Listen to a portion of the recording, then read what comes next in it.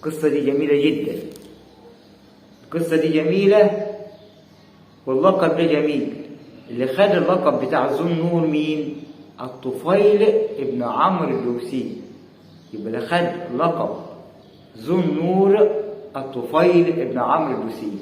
القصة بتاع الطفيل، الطفيل لما دخل الإسلام، يعني الطفيل ابن عمرو الدوسي ده من حب الإسلام قال للرسول صلى الله عليه وسلم ابعثني لقومي أدعوهم إلى الإسلام. ابعثني لقومي أدعوهم للإسلام. الطفيل ده قال للرسول صلى الله عليه وسلم إيه؟ ابعثني إليهم واجعل لي آية، واجعل لي آية.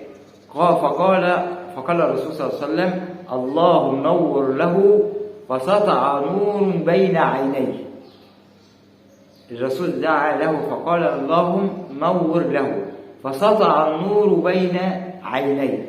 وطفيل بن عمرو الدوسي هو من أكثر الدعاة لدين الدين وأكثر الناس اللي هي دعت إلى الإسلام.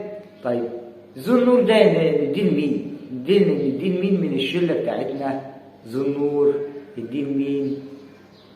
احنا مجموعة كده، مجموعة شلة. مين اللي ياخد لفظ ذو النور؟ خش على الشلة بتاع الطرف الثاني بتاع برشامة وسرنجة وكيمو ودباح تيجي للشلة الثانية ذو النور عندهم أكتر واحد علمهم السجاير. أنا علمت النهاردة 10 يشربوا سجاير، أنا ذو النور بتاعهم. ذو النور بتاعهم بتاع الشلة الثانية أكتر واحد علمهم لعبة الطيارة. أنا علمت 5 النهارده يلعبوا الطيارة. يا فلان ده خسر 1000 النهارده، يا فلان ده خسر 500، يا فلان خسر 600. ده أنا اللي حملتها له. أنا ذو النور، أنا ذو النور اللي إيه عرفت ده وعرفت ده وعرفت ده، عرفتهم اللعبة. يبقى في الشلة الثانية ذو النور ده اللي علم السجاير، اللي علم البرشام، اللي باع الحشيش، اللي باع البانجو. انا اكتر واحد بيبيع، انا معروف وسط الشله. انا اقعد كده لا في فرح النهارده مش هيجيبها غير ذو النور ده. ذو النور هو اللي هيجيب لنا الحشيشه اللي هتلد على الفرح واللي هتحيي الحنه النهارده. احنا عايزين ذو النور التاني بقى اللي هو في الشله مين؟ في الشله الصالحه اللي هي مجموعه الصحابه. انا عايز اعرف الأب والأم والعم والخال فين من الشلة بتاع ذو النور التانية؟ ابنك وابن أخوك نظام لبسه عاجبك؟ نظام لبسه؟ تسريح الشعر عاجبك ده ذو النور؟ عاجبك السلسلة؟ عاجبك البتاع الانسيال اللي بيلبسوه؟ عاجبك الحاجات اللي بيحطوها دي؟ طيب يبقى ذو النور بقى احنا اللي في الشلة الصالحة ده مين عندنا ذو النور اللي نطلق عليه ذو النور؟ اللي هو أكتر واحد بيحس الشلة بتاعته أو الأصحاب بتاعته على الصلاة. تعالى النهاردة نصلي، صلينا، كله بيقول لنا يلا نروح نصلي واحنا شلة كويسة أصلا فبنروح نصلي. هندي اللفظ ده لمين؟ لا تعالى رحت صليت أمين. طيب أكتر واحد بيقول لك تعالى نروح نزور مريض النهارده.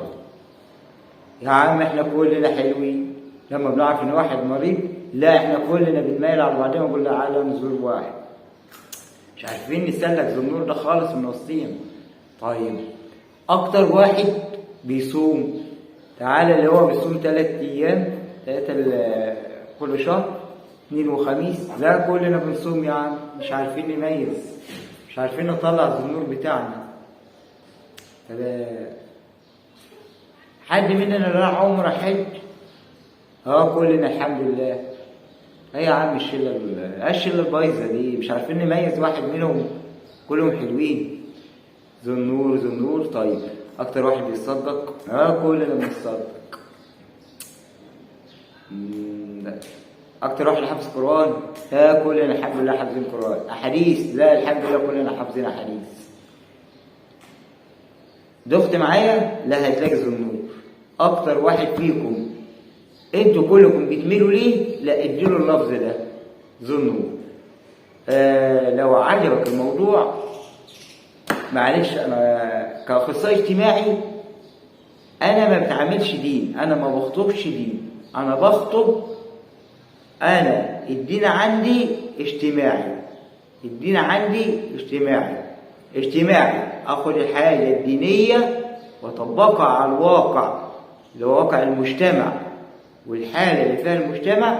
انا مش خطيب مسجد، انا دي ده، بس انا مش خطيب، انا اخصائي اجتماعي بوصل ازاي نتعامل الدين بالمجتمع، اطبق الدين بالمجتمع، المجتمع بالدين تلاقي مجتمع فاضي، مجتمع من غير دين. السلام عليكم ورحمة الله.